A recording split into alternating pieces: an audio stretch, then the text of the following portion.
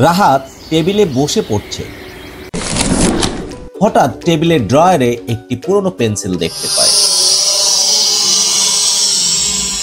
রাহাত বলছে, এ কেমন অদ্ভুত পেন্সিল, দেখতে বেশ পুরনো লাগছে। রাহাত কাগজে আইসক্রিম আঁকলো।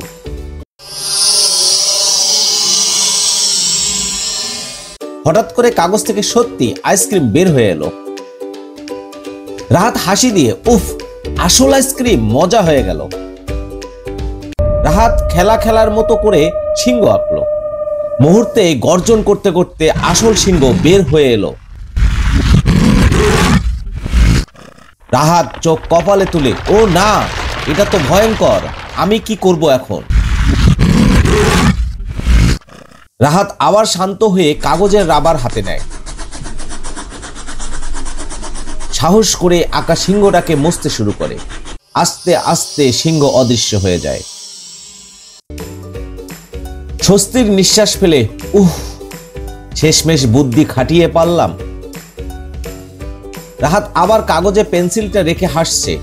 ঘর শান্ত হয়ে গেছে।